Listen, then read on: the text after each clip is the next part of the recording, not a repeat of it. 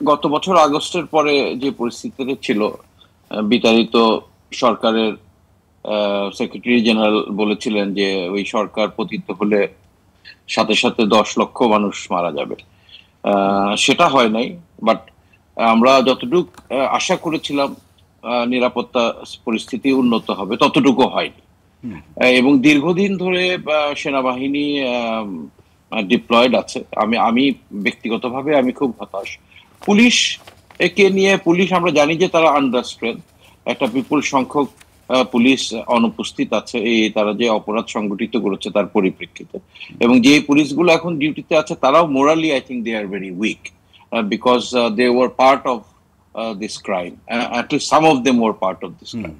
But পাশাপাশি সেনাবাহিনী আছে। আমি প্রথম থেকেই বিভিন্ন টিভি চ্যানেলে আমি বলে আসছি যে সেনাবাহিনী কখনো অনির্দিষ্ট সময়ের জন্য জনগণের সাথে থাকা ঠিক না। যখনই সেনাবাহিনী ডিপ্লয়েড হবে they must make a difference, make a difference, আমরা যাতে বুঝতে পারি পরিস্থিতিটা কি হয়। এবং এই ইন্টারিম সরকারের জন্য তো এটা আরো সহজতর।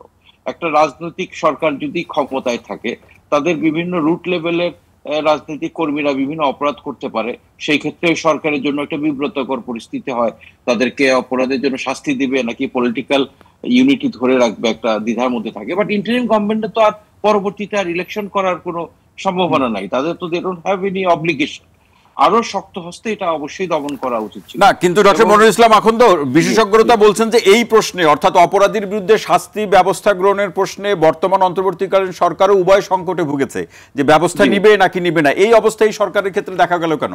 জি জি, আমি বলি, আমি যখন লেফটেন্যান্ট কর্নেল ছিলাম আমি হবিগঞ্জ জেলের দায়িত্বে ছিলাম 1/11 এর পরে, এবং হবিগঞ্জ জেলে যখন যেতাম প্রায় দেখতাম যে ওখানে একেবারে হতদরিদ্র ছাড়া কোনো জেলের অধিবাসী নেই। যাদেরই একটু অর্থ ক্ষমতা আছে তারাই একটা গ্যাপ দিয়ে বের হয়ে আসে। সো আমি মনে করি প্রথম থেকেই অনেকদিন থেকে বাংলাদেশের আইন হচ্ছে একেবারে হতদরিদ্র মানুষের জন্য।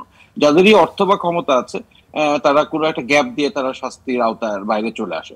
তো যেই দেশে অপরাধের শাস্তি না হয়, আমার আগের একজন শ্রদ্ধেয় বক্তা বলে গেলেন, সেই দেশে তো অপরাধ করাটাই is better. You can make money in the fastest way. ক্ষমতা একটা বিশাল অংশ শাস্তি না হলে, তো শাস্তি না হওয়াটা ইজ এ বিগ রিজন কেন এই অপরাধ না সেটি এখানে ডক্টর আখন্দ, আমি আপনার অনুমতি নিয়ে একটা প্রশ্ন করতে চাই। আপনি যথার্থই বলেছেন, আপনারা যারা আলোচনা করেছেন যে শাস্তি না হলে অপরাধ প্রবণতা বাড়বে, কিন্তু আমরা সেনাবাহিনী বিচারিক ক্ষমতা নিয়ে মাঠে আছে, সেই জায়গা থেকে নাগরিক এবং অপরাধ বিশেষজ্ঞদেরও একটি প্রশ্ন যে সকল ঘটনায় সেনাবাহিনী হস্তক্ষেপ অথবা ব্যবস্থা নিচ্ছে না, কোনো ঘটনায় নিচ্ছে, কোনো ঘটনায় নিচ্ছে না। এর পিছনে কারণ কি? জি, সেনাবাহিনী কতজন আছে ডিপ্লয়েড? 40,000, 50,000?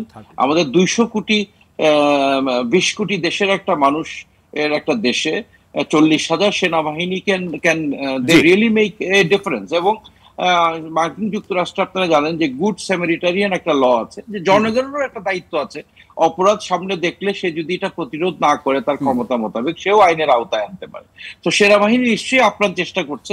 আমি আশা করেছিলাম আরেকটু ভিজিবল হবে, বাট এই 40,000 সেনাবাহিনী is nothing compare to the total population চিন্তা করলে সেটি যথার্থ নয়। ডক্টর